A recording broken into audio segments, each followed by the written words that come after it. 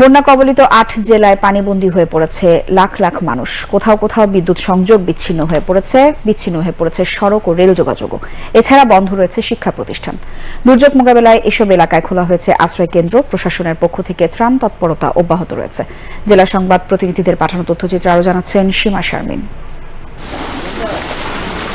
অতিবৃষ্টি উজান থেকে নেমে আসা ভারতের পাহাড়ি ঢলে ফেনীর মুহুরী, কহুয়া ও সিলোনিয়া নদীর বন্যা নিয়ন্ত্রণ বাঁধ ভেঙে ১৭টি স্থান দিয়ে এখনও লোকালয়ে পানি ঢুকছে। প্লাবিত হচ্ছে নতুন নতুন এলাকা। ফুলগাজী ও পরশুরামের পর পার্শ্ববর্তী ছাগলনাইয়া উপজেলার বিস্তীর্ণ এলাকা পানিতে ডুবে যায়। ৩ উপজেলার শতাধিক গ্রামের প্রায় ৪০,০০০ পরিবার পানিবন্দী হয়ে পড়েছে।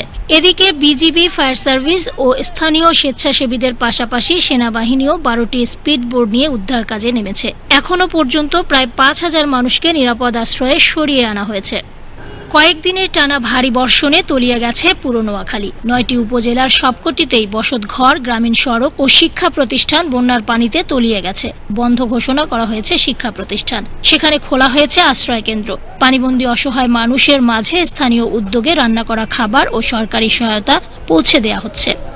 কুমিল্লায় গেল ৪ দিনে ৩২০ মিলিলিটার বৃষ্টিপাত ও ভারতের ত্রিপুরায় গোমতী নদীর উৎপত্তি স্থলে ভারী বৃষ্টিপাত হওয়ায় গোমতী নদীর পানি প্রবাহ বেড়েছে। বিপদসীমার প্রায় ৪৫ সেন্টিমিটার উপর দিয়ে প্রবাহিত হচ্ছে গোমতীর পানি। প্রবল বর্ষণে কুমিল্লার গোমতী নদীর অংশের চরগুলো প্লাবিত হয়েছে। শত শত বাড়িঘর জলমগ্ন হয়েছে, বিপাকে পড়েছে হাজার হাজার মানুষ। পানি উন্নয়ন বোর্ড গোমতীর দুতীরে নাজুক অবস্থা থাকা স্থানগুলো মেরামতের কাজ করছে। এদিকে উজান থেকে নেমে আসা পাহাড়ি ঢলে রাঙ্গামাটির সীমান্তবর্তী বাঘাইছড়ি উপজেলার নিম্নাঞ্চল প্লাবিত হয়ে অনেক বাড়িঘর ডুবে গেছে। অনেকে আশ্রয় নিয়েছেন আশ্রয় কেন্দ্রে। পরিস্থিতি মোকাবেলায় কাজ করছে প্রশাসন। এদিকে টানা বর্ষণের কারণে পার্শ্ববর্তী খাগড়াছড়ি সাজেক সড়ক ডুবে যাওয়ায় কয়েকশো পর্যটক আটকা পড়েছে সেখানে। ২৪ ঘন্টার ব্যবধানে টানা বৃষ্টিপাত ও পাহাড়ি ঢলে আবারও খাগড়াছড়ির নিচু এলাকা প্লাবিত হয়েছে। গঞ্জপাড়া, অপর্ণা চৌধুরী পাড়া সহ নিচু এলাকায় পানি উঠেছে। নিম্নাঞ্চলের বাড়িঘরে পানি ঢুকে পড়ায় মানুষ বিপাকে পড়েছে। জেলায় বন্যা কবলিত এলাকার ৩ শতাধিক পরিবার আশ্রয় কেন্দ্রে আশ্রয় নিয়েছেন।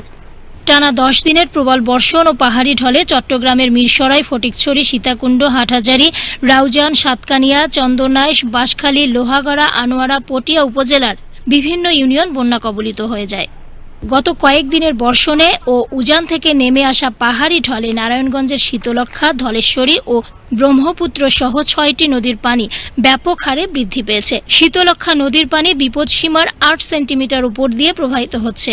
নদীর তীরবর্তী নিচু এলাকা প্লাবিত হয়েছে এবং চরাঞ্চলের বাসিন্দাদের ঘরবাড়ি, সবজি ক্ষেত ও ফসলি জমি তলিয়ে গেছে। এছাড়া উজান থেকে নেমে আসা পাহাড়ি ঢলে বগুড়ার সব নদ নদীর পানি বৃদ্ধি অব্যাহত রয়েছে।